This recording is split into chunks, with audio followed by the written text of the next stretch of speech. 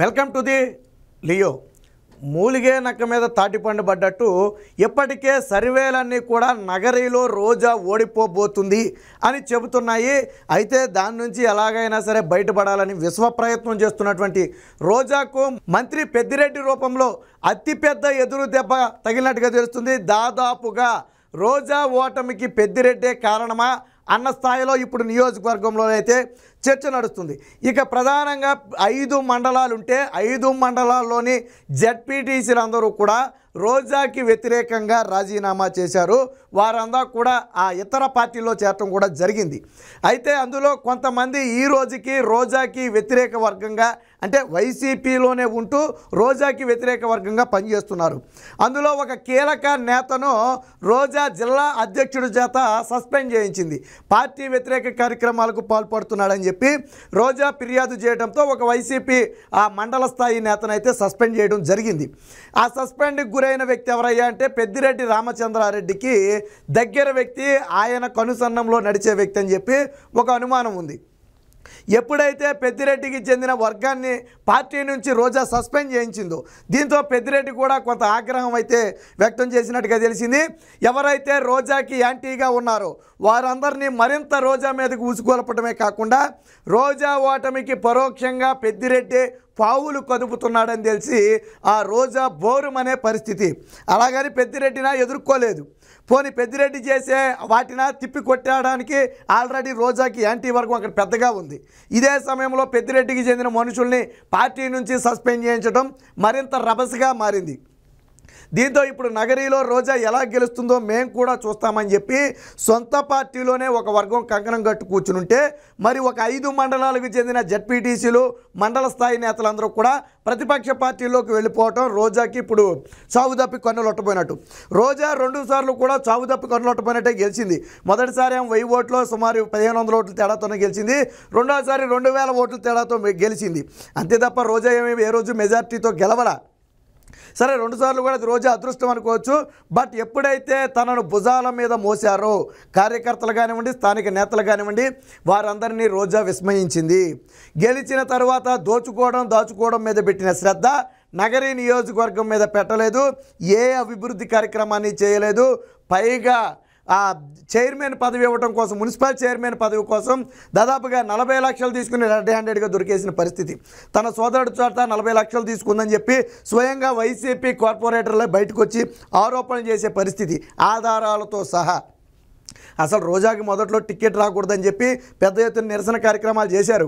మంత్రి పెద్దిరెడ్డి కూడా తన ప్రయత్నంగా రోజాకి టికెట్ అడ్డుకునే ప్రయత్నం చేశారు.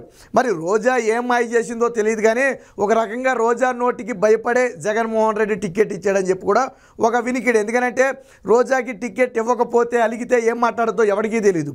ఆ రోజా నోట్లో తలబెట్టడం మనకెందుకులే, ఇప్పుడు అక్కడ ఎవరికి ఇచ్చినా కానీ పోటీ చేస్తే ఓడిపోయే స్థానమే, సర్వేలన్నీ జగన్మోహన్ రెడ్డికి తెలుసు. అదేదో రోజా ఓడిపోతే పోతే కదా మనకెందుకు వచ్చిన తలనొప్పి అని చెప్పి రోజాకైతే చివరి సెకండ్లో మీరు చూడండి, మొదట్లో ఎక్కడ కూడా రోజాకి టికెట్ ఇవ్వాల, ఆఖరి దఫాలో రోజా టికెట్ అనౌన్స్ చేశారు. అంటే రోజాకి టికెట్ ఇవ్వడం కూడా పెద్దగా ఇష్టం లేదు.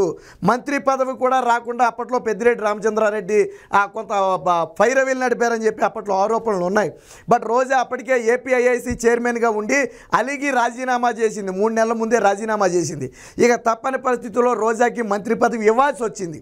వాస్తవానికి ఏపీఐఐసిసికి రాజీనామా చేసి ఉండకపోతే రోజాకి మంత్రి పదవి లేదు.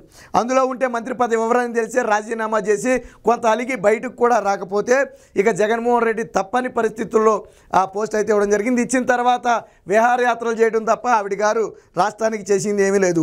కొడుక్కి మాత్రం ₹1 కోటి పెట్టి బెంజుల కార్లు కొనుక్కుంది.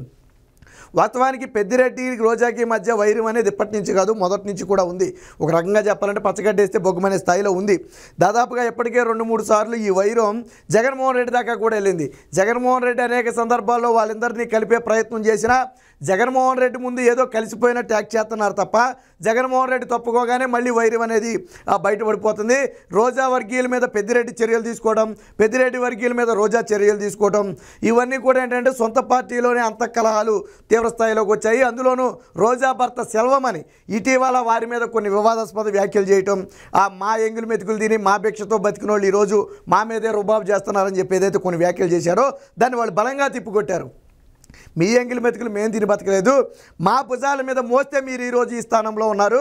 మండల స్థాయిలో రోజాని అంత బలంగా చేయడం కోసం ఆ రోజు ఎంత కష్టపడ్డామో మాకు తెలుసు. మీకు వచ్చిన మెజార్టీ ఎంతో మీరు ఒకసారి ఆలోచించుకోండి. ఆ రోజు మేమందరం కాయబట్టి కొమ్ముగాయబట్టి ఈరోజు రోజా గెలిచింది. ఈరోజు మేమందరం కూడా రోజాకి వ్యతిరేకంగా ఉన్నా ఎలా గెలుస్తారో మేము చూస్తామని చెప్పిన పరిస్థితి. సో పాపం మీరు రోజా ప్రచారాన్ని కూడా చూడండి, సోషల్ మీడియాలో అక్కడక్కడ వైరల్ అవుతున్నాయి.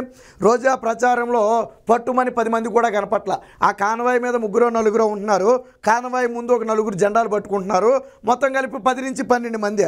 రోజా వెళుతుంటే కనీసం పండు ముసలోడు కానీ లేకపోతే యువకులు కానీ మహిళలు కానీ ఎవరు లెగిసి కూడా చూడట్లా. కనీసం రోజా కొద్ది సినీ ఫేమ్ ఉన్న వ్యక్తిగానైనా సరే ఎవడో ఒకటి ముఖం చూడాలి. అలా కూడా రోజాని దేకే పరిస్థితి లేదు నగరీలో. ఎందుకంటే ఏ రోజు ప్రజా సమస్యల పట్ల స్పందించలేదు.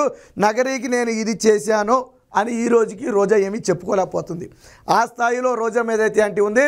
మొత్తంగా పెద్దిరెడ్డి దెబ్బతో రోజా ఇప్పుడు బేరం అనే పరిస్థితి. ఎందుకంటే ఖర్చు పెట్టాలి. టికెట్ ఇచ్చిన తర్వాత ఖర్చు పెట్టక తప్పుద్దా? సరే, దాచుకున్నదో పక్కన పెడితే ఖర్చు పెట్టాలి. ఇంత ఖర్చు పెట్టి తీరా సొంత పార్టీలోనే ఈ వెన్నుపోటు పొడిస్తే నేనేం చేయాలి? నేను పెట్టిన ఖర్చు అంతా ఏమైపోవాలి? నేను ఓడిపోతే ఎవరిది బాధ్యత అని చెప్పి రోజు రోజా బేరం అనే పరిస్థితి. బట్ రోజా మీద అయితే మంత్రి పెద్దిరెడ్డి అయితే గుర్రుగా ఉన్నట్టుగా తెలుస్తుంది. తన వర్గీయులను, మంత్రి పెద్దిరెడ్డికి చెందిన వర్గీయులను సస్పెండ్ చేయించడం పట్ల పెద్దిరెడ్డి కూడా కొంచెం సీరియస్గానే ఉన్నట్టుగా తెలుస్తుంది. సో రోజా పార్టీలో ఉంటే ఆధిపత్యం చలాయించే ప్రయత్నం చేస్తుంది, తన వర్గాన్ని తొక్కేస్తుందని పెద్దిరెడ్డిలో కూడా ఒక అసంతృప్తి అయితే ఉన్నమాట వాస్తవం. దీంతోనే పెద్దిరెడ్డి తన పొంగనూరు నియోజకవర్గం మీద ఎంత దృష్టి పెట్టాడో నగరీలో రోజాను ఓడించడానికి కూడా అంతే దృష్టి పెట్టాడని చెప్పి ఇప్పుడు తీవ్ర స్థాయిలో ఒక చర్చ అయితే నడుస్తుంది. ఏది ఏమైనా పక్కలో బల్లెంలాగా ఇప్పుడు రోజాకి పెద్దిరెడ్డి వ్యవహారం అనేది మింగుడు పడని అంశంగా మారింది. ఒక పక్క సొంత పార్టీలోనే వెనుపోట్లు, మరో పక్క పెద్దిరెడ్డి సహకారం లేదు, ఇంకో పక్క ప్రజల నుంచి స్పందన లేదు. దీంతో రోజా ఇంటికి నుంచి బయటకు వచ్చి ప్రచారం చేయాలన్నా కానీ చేయలేని పరిస్థితి. ఏదో కేవలం 4 బజార్లకు మాత్రం తిరిగి పాంప్లెట్లు ఇచ్చి షో చేసి వెళ్ళిపోవటమే తప్ప రోజా కూడా బలంగా తిరగలేని పరిస్థితి. ఎందుకంటే తనకు లభించే సహకారం, ఎంత పెద్ద నేత అయినా క్షేత్రస్థాయిలో సహకారం లేకపోతే ఏమీ చేయలేడు. ఇప్పుడు రోజా పరిస్థితి అదే. తాను మంత్రిగా ఉన్నప్పుడు నాకేదో కొమ్ములు వచ్చాయని చెప్పి ఎవరినైతే క్యాడర్ని నిర్లక్ష్యం చేసిందో ఆ క్యాడర్ అంతా కూడా ఈరోజు రోజాకి వ్యతిరేకంగా తిరగబడటంతో రోజా పరిస్థితి అయితే గందరగోళంగా మారింది. మొత్తంగా రోజా వ్యవహారంలో పెద్దిరెడ్డి పెట్టినటువంటి ఈ చిచ్చు ఏదైతే ఉందో ఇప్పుడు అది ఒక కారు చిచ్చులాగా మారింది.